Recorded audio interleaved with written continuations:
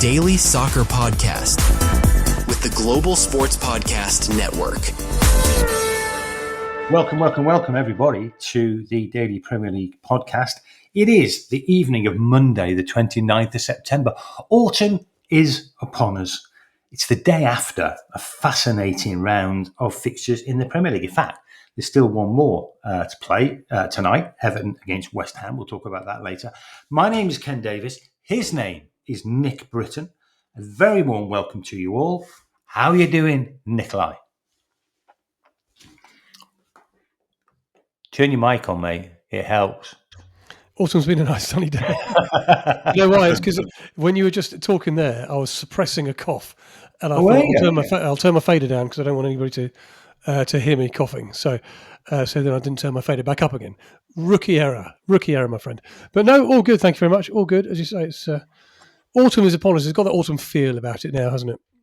But, yeah, big game tomorrow for Derby at home. It's got one of those kind of night matches. It's a nice night match, isn't it? Everyone loves a night match. Love a night match tomorrow. Yeah, love a night match under the lights. It'll be a hard game because Charlton have started really well. It'll be a difficult game. I worry that if we don't win, people are just going to start getting a little bit frustrated, and the sense that the crowd are starting to turn a little bit. But people think, oh well, we've got a point at Wrexham. You know, let's kick on and get a home game against Charlton. That's a big. They're no mugs. They're no mugs. Charlton have come up from League One. They've started well. They're sitting about 7th or so in the league. It'll be a hard game because they've got plenty of momentum behind them. They're a good team. I saw them last year, and they got into the promotion hunt like a train in the second half of last year. They really have got some momentum built up over a good few months now. It'll be a tough game.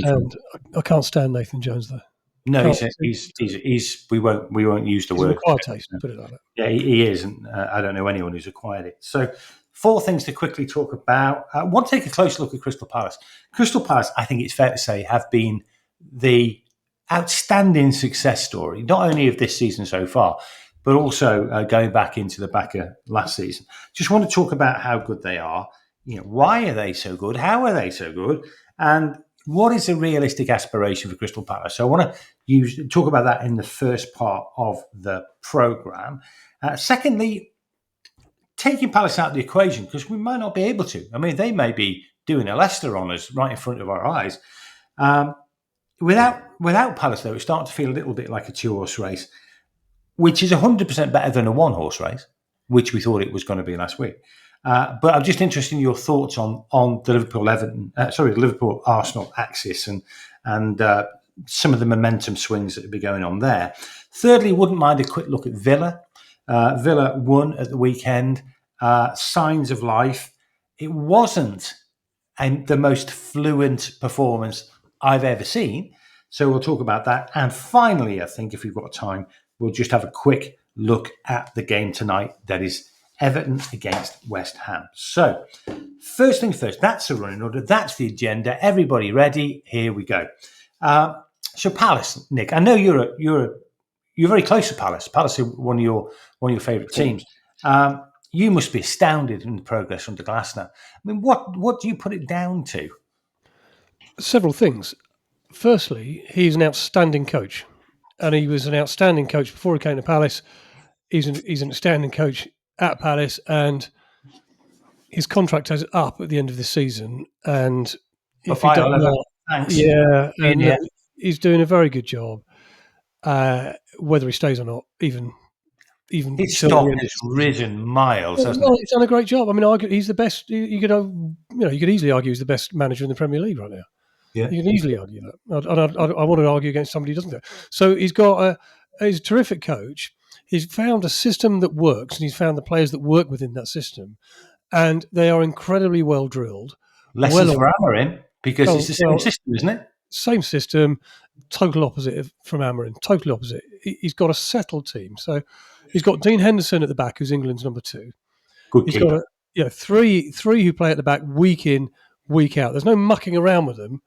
There's no switching positions. He's got Chris Richards, who's an American international, US men's team. He's got Mark Gahey in there, who's an England international. He's got Lacroix in the middle of the three. And then you've got Daniel Munoz, right wing back, and Tariq Mitchell on the left. Yep. Adam Wharton, who, by the way, it's great to see Adam Wharton back and fit this season. He's come back into the team now. He's an absolute shoo-in for the England team. Do you think so? Oh, 100%. Well, we've been talking about the lack of defensive midfielders, and we've talked recently about Elliot Anderson, who's done a great job in a couple of internationals and staked his claim. Well, when fit and playing, Adam Wharton's a better player. Yeah, I think so. He's an absolute must for me. Yeah, he's an absolute must for me. Interestingly, Daichi Kamada, who joined at the start of last season, it's taken him a season to really hit his rhythm. Very well thought of player. He's now settled in the team, and then that sort of front three where we had last year Salah, Eze, and Mateta. This year we've got Salah and Yeremy Pino, who's come in from Villarreal to replace Eze, who of course has gone to Arsenal, and he's just slotted in. And then Mateta, of course, has carried on his good form. And I mean, since Glasner's come in, Mateta's looked a completely different player. He's had a great sort of season and a half. So, great coach, very good quality players, and players who all know their job. And when you watch them dismantle Liverpool, and regardless of the fact it was 2-1 at the weekend, and regardless of the fact they needed a 98th minute winner from Eddie Nketiah, they dismantled Liverpool. It could have been anything at half time. Yeah, it could have been 4-0. I mean, you needed Alisson to make a couple of great saves. Mateta hit the post with an absolutely outstanding curled effort from outside the area. And they just all know their jobs. Confidence is sky high. And, for that reason, that is why they are where they are. Their confidence from winning the FA Cup last year carried on into the new season. They've won the Charity Shield, or the Community Shield, as we now must call it. And they've just taken that in. And now it's 18 games, unbeaten, which is the joint second longest unbeaten run in the entire Premier League outside that kind of the big top clubs. And for a club like Palace, that's amazing. Absolutely astonishing. Absolutely astonishing. I was really swept away by them watching them at the weekend. Just some of the notes I made at the time, the confidence, the desire, the energy, the always going forward mentality. A lot of teams would have settled when it went back to 1-1 Liverpool. A lot of teams would have settled and said, well, 1-1 against Liverpool is not a bad result. It never entered their head to settle for 1-1, which is, a remarkable kind of mental resilience and determination and focus and vision for what the team can be. They all seem to be on the same page on that. And the physicality of the front three, just worrying defenders all the time. And we know Liverpool are when they're put under pressure, they're a bit crumbly. Palace are all over them. Well, Mateta bullied Konate. He just absolutely bullied him. It was just a great display of number 9. It was. No, it was a real pleasure. They're doing really well. I mean, the question is, of course, how long can they keep this up? Because that's what I was going to ask. What's a realistic aspiration now for Palace, do you think? Well, the worry about Palace is that they have a magnificent first team. And to be fair, they've got a little bit in reserve. So on Saturday, Will Hughes came on. Wasn't it great to see Will Hughes come on? He's a lovely lad, round the corner from us, still performing at a high level. Absolutely, yeah. And he plays a lot for Palace. It's not like he's come out of nowhere. He's been playing a lot.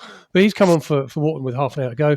Jefferson Lerma, another American player, has come on for Pino with 15 minutes to go. And, of course, Nketiah came on for Salah at just about the same time. And they're just slotted in. That's the point. They're just slotted in. And you wouldn't know the difference. And, of course, it was Nketiah who got the goal at the end. And he struggled for goals big time since he arrived from Arsenal at Selhurst Park. But he works very, very hard. He tries very, very hard. He's very much appreciated by the Palace fans. And it was great to see him get on a score sheet with such an important goal. What I really like about Palace... I'll just finish this point, sorry. Yeah. Behind that, though, you then start to worry about their strength in depth when they're fighting for top of the Premier League. I'm not saying they're fighting for the Premier League, but they're fighting at the top of the Premier League, and they must have top 7 or 8 aspirations now, I would say, this season. They're also in the Europa Conference League, which is certainly winnable for them. They're also obviously have got League Cup, FA Cup games as well. That's where there might be an undoing. I think if they are going to fight on lots of fronts, they should be looking at January now.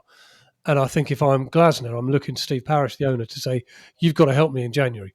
You've got to help me because you need probably 2 or 3 what I'll call first team players in January. Players who can come straight into the first team if need be and bolster that squad. They can probably keep going till then. They might need a replacement for Gahey. I don't think Gahey will go in January because his contract's up. He's leaving in the summer, and if he leaves in the summer, he can command whatever multi-million-pound transfer fee he wants. He'll get a massive signing-on fee. He'll have a host of clubs after him in the summer. His attitude, despite what you might read in the press, his attitude at not going to Liverpool has been exemplary, and he's turned up for Palace like it's never happened. And he's played really, really well, played his part certainly in the game. Did you see his celebration or lack of after the first game? I've heard a little bit of that. I'm not interested. It's interesting, but it's not interesting. Why is it interesting?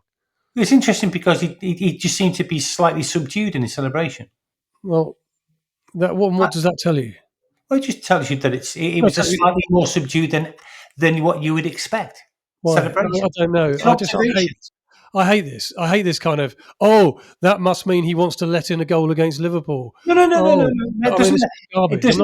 I'm not having it. I'm not even going to let you go down that road. It doesn't mean that. It was just an observation, which I think is an interesting one. But it's not an interesting observation in the slightest. Okay. Moving on, just one final thing from me on Palace. They are a team. That's one of the big differences. And we can look around the Premier League and we can see some clubs who are not teams. Man United, look away. Palace are a team. Doesn't feel like there's any superstars, but there are actually. But there's like 11 superstars. They all feel at a similar kind of level in terms of the contribution they're making, and they're doing a fantastic job as a group of players. Did you see Gay's celebration when Eddie Nketiah scored the winner? Yeah, he went mad, didn't he? Yeah, so what are you talking about? Absolute garbage. Right. As Oliver Glasner knows, in football it pays to get your team selection right. Here at Global Sports Podcast Network, we spent a lot of time selecting our delivery partner, and we chose Zencastr. Zencastr makes it easy to bring your vision to life, share it with your audience, wherever they may be. Now, with 4K video recording, easy AI editing tools, and top-tier distribution tools, all on one platform, so you don't have to go anywhere else. If you've got a story to tell it with Zencastr. Check the show notes for more of those details. Your daily soccer podcast with the Global Sports Podcast Network. Right, okay. You've got to be in my bonnet about this now. Did you notice that all the people who are going on about his gay celebration, or lack of celebration after the first goal, don't look at me like that. Don't look at me like that. Did you notice that all the people, they were Liverpool fans? Oh, who would have thought it? Or it was a Liverpool correspondent off The Athletic. Oh, it was all that. Strangely, I'm going to rewatch it straight after. Nobody else thought any more about it. So move on. So, okay, taking Palace out of the equation, because I would love Palace to win the league. We would all love Palace to win the league. And Leicester did it, of course, not so long ago. If we take them out of the equation, it's starting to feel a little bit like a two-horse race, Liverpool and Arsenal. Nick, would you agree with that? Or do you think there's a team going to emerge, maybe Man City, maybe Chelsea, maybe Tottenham, who are going to challenge them two? Those two just look the strongest to me. What's your thoughts on that? I think it's a three-horse race. Okay. I think Manchester City will be in it. Right. I really do. They've got a front three, not technically a front three, but they've got three players at the top end of the pitch who are absolutely firing this season. In Jeremy Doku, who's playing out of his skin. Phil Foden, who's come back into the limelight, thankfully, and is scoring goals again and impacting play.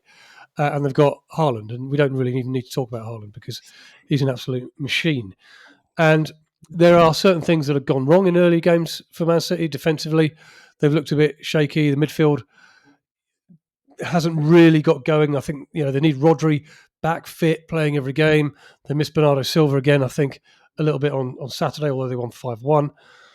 No, I think Man City will be hitting their strides. So I think it's a three-horse race between Liverpool, Arsenal, and Man City. And I think Man City, even though they're in seventh and they're 5 points behind Liverpool and 3 points behind Arsenal, won't worry about that because we know that once Man City get into a rhythm, they're incredibly hard to stop. Yeah. No, that makes a lot of sense. Donnarumma is a very, very good signing for him. I think it's a very late signing. So they just need to. They have got issues there. I'm not suggesting they haven't. They have got issues there. But if anybody is capable in that top, well, anywhere in the Premier League, I suppose, of challenging Liverpool and Arsenal, I think it will be them. I mean, you look at Palace at third, and we've just talked about Palace. Tottenham, I'm not sure whether they've got the longevity to do this, and they don't have the experience of doing it. The two Spursy, aren't they? Sunderland in fifth, they've just been promoted. Bournemouth in sixth, who are having a great season, but they don't really have. They haven't got it in them to win the Premier League. And then you're into Man City at seventh, Chelsea eighth. I don't think Chelsea are anywhere near it. Chelsea, Chelsea have got to worry about finishing top six rather than winning anything else. Right here. Yeah, I'd agree with that. One thing just to pick up on is, and I've had this thought in my head for a while. I don't think Liverpool are that good. I don't think Liverpool are that good. It's really weird. They were 5 out of 5, loads of late goals, conceding loads, winning right in the last 2 seconds. Actually, I'm starting to think that these late goals were just hiding a team that actually aren't as good as last year. Well, there are reasons for that. For a start, Konaté's got off to a bit of a shocker and he's not playing well and they haven't got anybody to replace him. But the players they brought in, at great cost, by the way, a huge cost. I mean, Florian Wirtz at, what, £160 million? Great. He's terrible. He looks completely out of sorts. Kirkes looks like a championship. Yeah. And Isaac, we know, has only just come into the team. It's only Ekitike, forgive me, who has come into the team, who looks good value for it. Yeah. So suddenly, all these players are playing. They're all starting games. Yeah. So you've suddenly got 1, 2, 3, 4 players almost who are totally out of sorts, out of 11. I mean, we've waxed lyrical about Palace. Liverpool just looked all at sea for a lot of that game. Obviously they got it back to 1-1, but the first half, Liverpool looked abysmal. And what you're seeing is players like Szoboszlai now having to fill in at various positions to make up for the shortcomings. I mean, Frimpong, well, he was blamed by his own manager, wasn't he? Yeah. Frimpong for Palace's winner at the weekend. So all these new players who they sign, everybody's going, if you get Ekitike and then you get Isaac, you're going to be unbeatable. And certainly our colleagues here at GSPN who run the Daily Liverpool podcast had their chest stuck out and were preening themselves like peacocks. They thought they didn't think they were going to let in a goal or lose a game all season. And now they're being, strangely, a little bit quieter. Who would have thought it? And a big game coming up for them, Chelsea away. I mean, we haven't made our minds up about Chelsea. But, if Chelsea go and turn Liverpool over at the weekend, things are going to start to look anything but rosy at Anfield. Well, I wonder if Slot's got a very difficult decision to make, in as much as Kirkes, Wirtz, who both have been in starting games, Konaté, who's been a stalwart and is obviously an international player. Are you actually now going to look at the likes of Gomez to come in, give him a run of games? Are you going to look at changing Wirtz out and bringing Gakpo in for a run of games? And it's things like that. Yes, he's got some decision to make about players who he's paid a lot of money for. Yeah, I agree with that. The other thing that's happened this year at Liverpool is Salah doesn't seem to be the same player. That's the other thing. Sorry, I had that in my notes here. Salah's got off to a very, very quiet start. Now, this is not terribly unusual. No, he can go and score 4 next week. Yeah. And we're going to talk about Villa in a minute. And Ollie Watkins is the same. He has periods of games in seasons where he's just dry. Yeah. And Salah... he just doesn't look the player. It just doesn't look the mindset. Not only that, but Liverpool are going to miss him. They're going to lose him, aren't they, for the entire Christmas period because he's going to be off with Egypt at the African Cup of Nations. Yeah. We were writing this off as Liverpool's Premier League 2 weeks ago. I just thought it was going to be a procession. Yeah. And clearly, you looked at it and thought... In fact, suddenly, it feels very different. So, very interesting weekend it's been. Global Sports Podcast Network is partnered with Bioniq, the world's most personalised supplements, because your body is unique. Because without knowing what deficiencies you have, if you take off-the-shelf supplements, can mean you're not getting enough of the nutrients you do need, maybe too many of the ones you don't. So Bioniq provide 100% tailor-made supplements designed to deliver precisely what your body needs at exactly the right level. So click the link in the show notes, use the code GSPN 2025, you'll get 40% off your first order.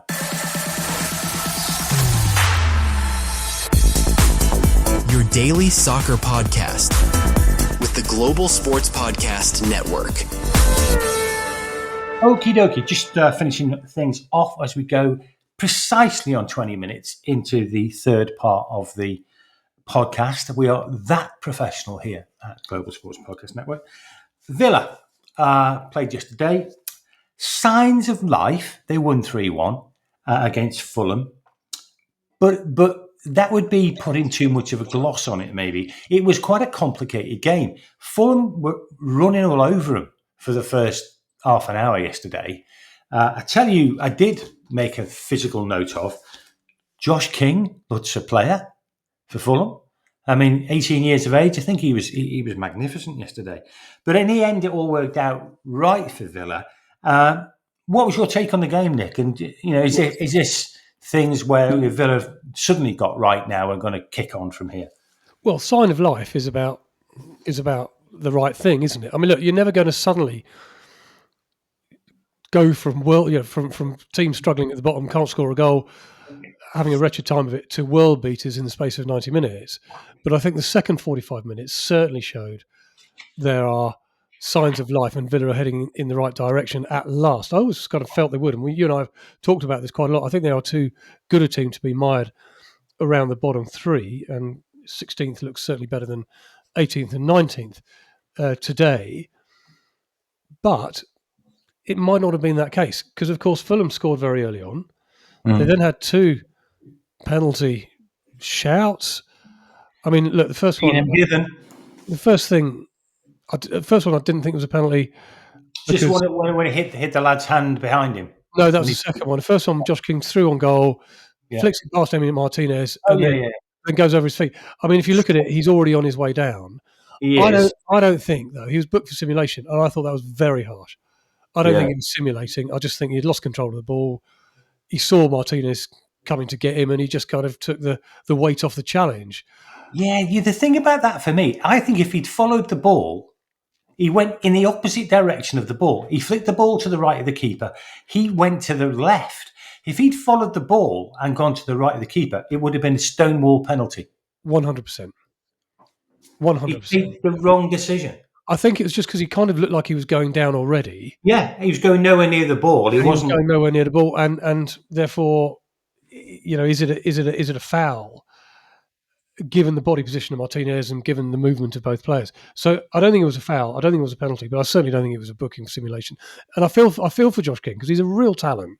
Oh, he is. He got booked for simulation last week. And of course, before that, he scored an unbelievable goal against Chelsea that got ruled out for a foul, that took place 10 minutes before and had nothing to do with him. And it was an outrageously bad decision by both the referee and the VAR on that occasion.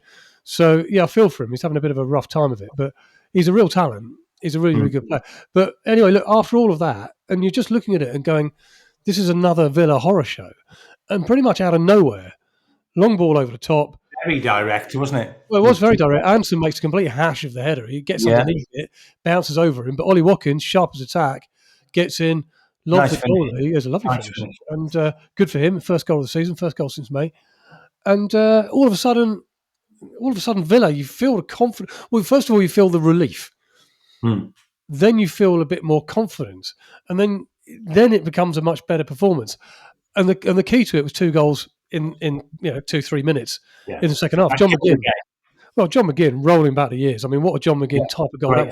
Bursting into space, 20 or so yards out, buried in the bottom corner. That's a John McGinn goal for the ages. That is. Right. And then Buendia, who came on at half-time for Harvey Elliott, added a lot more injection into that. Elliott struggled, do you not think? Yeah, he struggled in the first half. I think he's a good signing for Villa, and I think he'll do well. I think he's the sort of player they need. I thought he was underused at Liverpool, and I hope he does well. But it'll take him a bit of time to find his feet. I've got no problem with that. But Buendia, who didn't see much of and haven't seen much of late, showed that he could be a real addition. So you've got Watkins scoring, you've got McGinn scoring, you've got Buendia scoring, and all of a sudden, this is what's meant to happen. This is what's meant to happen. If you can get Morgan Rogers, who played the first half but was hooked at half-time for Buendia, if you can get him playing, then suddenly you're looking at much better situation for Villa, and suddenly options for scoring goals and indeed creating goals.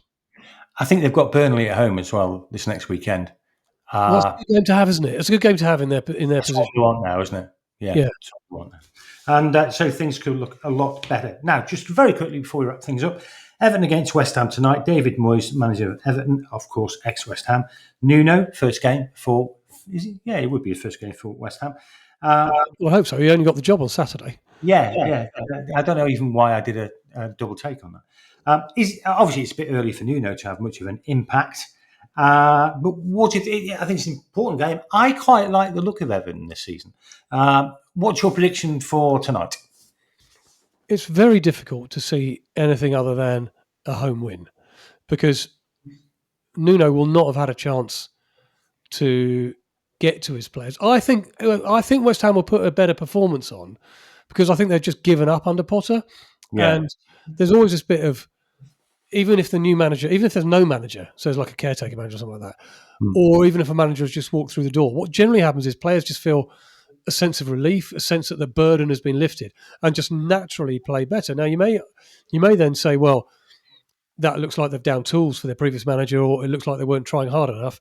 And I think you can certainly level that accusation against them. Psychologically, I think that happens. And they don't aim to do that, but I think psychologically, you just hear the same thing too many times, and it doesn't quite get through. Or in West Ham's case, you don't hear the same, or you don't hear enough of the right things.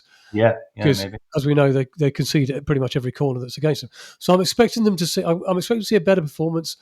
I'm expecting to see a bit more effort. I'm expecting to see a bit more robustness when it comes to defending set pieces. But I think Everton will be too strong for them. And I think Everton have shown already this season that they're going to be a very different Everton to what we've seen in the last few seasons. I think Dewsbury Hall is a very smart signing. But the real key really is Jack Grealish, who's unlocked them a little bit. And Ndiaye, who, again, from central midfield, is a real driving force. So they just look a lot more of a positive, threatening team than they've looked, I think, for quite some time.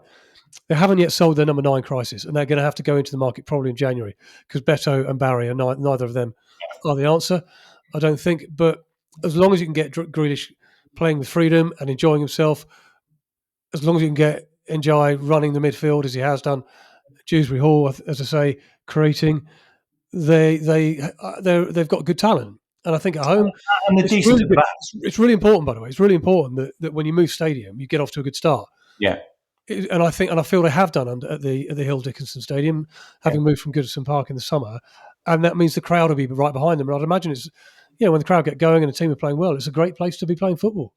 I think so. And I like the Premier League when there's a good Everton in it. And there hasn't been a good Everton in it for a very, very long time. And it'd be good to get Everton up into the top half of the Premier League. Looks like Moyes is a good manager as well. That's the other thing. Moyes knows his stuff. Yeah, I'm a big fan of David Moyes. I'm a really big fan. And part of the whole West Ham thing is I just found it inconceivable. Ridiculous. Inconceivable, the attitude of West Ham fans to David Moyes. Having won, he's won them the Conference League. I know. And they all wanted him out. Well, be careful what you wish for. So you can kind of say they deserve to be at the bottom or near the bottom of the table. And having sacked 2 managers now in pretty quick succession. What Nuno will do, I'm not sure Nuno is the right fit. I think he will do a decent job for them, getting them out of immediate danger. I think he'll make them harder to beat, but I do not think for a moment the West Ham fans will accept his style of play. I just don't. I think there's trouble in the road ahead. Interesting. Well, that's a great place to leave it. Fascinating situation to watch. In fact, there is so many fascinating stories and counter stories and themes that are running through this season already. It's become one of the more interesting Premier League seasons that we've seen in a long time. And of course, you can follow it on a day-by-day basis with us here on the Daily Premier League podcast. So that'll do for today. Thanks, Nick, for your time. Thanks for your insights. Thanks for your wisdom. Thanks for your grumpiness. Thanks for your rubbish conspiracy theories.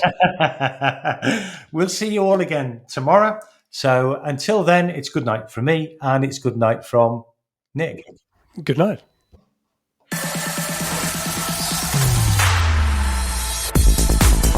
Your daily soccer podcast with the Global Sports Podcast Network.